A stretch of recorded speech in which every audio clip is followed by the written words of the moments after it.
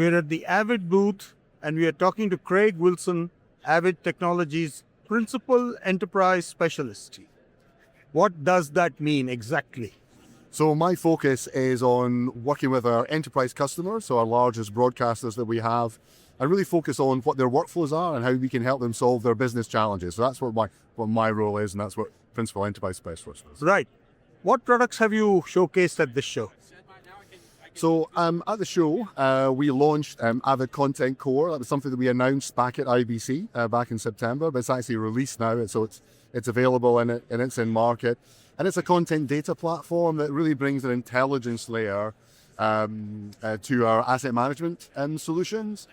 And so what it involves is it's cloud hosted, it's running on AWS, it's the sort of foundational technology that we have.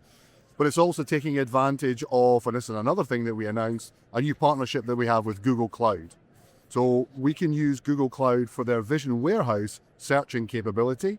And that really is to help our users find the content that they need even faster.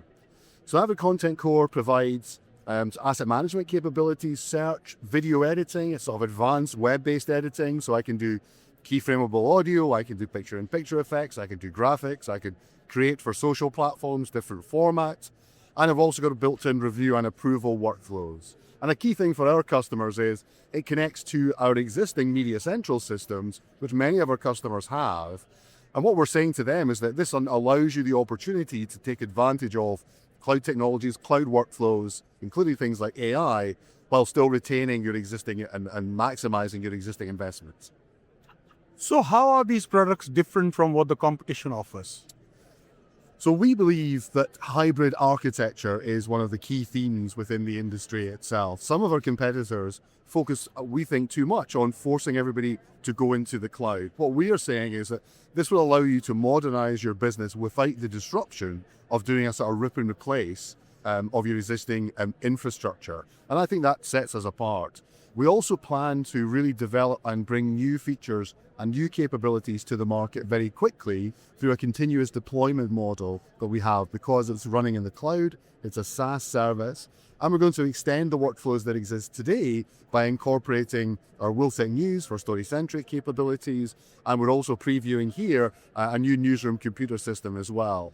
One of the things that's just generally about Avid is that I think in a workflow, that's really where we shine. We have all the pieces of the puzzle, from ingest to storage to craft editing to newsroom systems to playout and publication. And I think that's what sets us apart. It's also an API first approach that we have as well, so people can take advantage of that.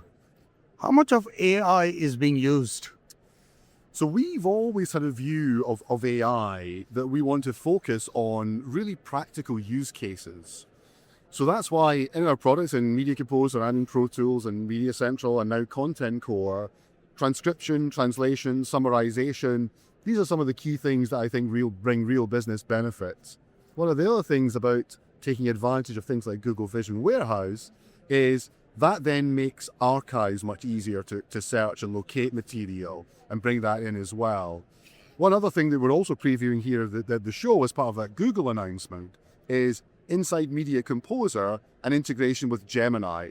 So what you can do in Media Composer now is you can use Gemini to perhaps generate some temp footage that you want to use. Perhaps you're in the flow of editing, you think, really good if I had a shot of a beach or something like that. And in the past, you'd have to maybe stop what you were doing, whereas now, directly in Media Composer, through a prompt, you can get that and put it straight in a bin and straight in a timeline. But all of these things we see as an assistant to the end user.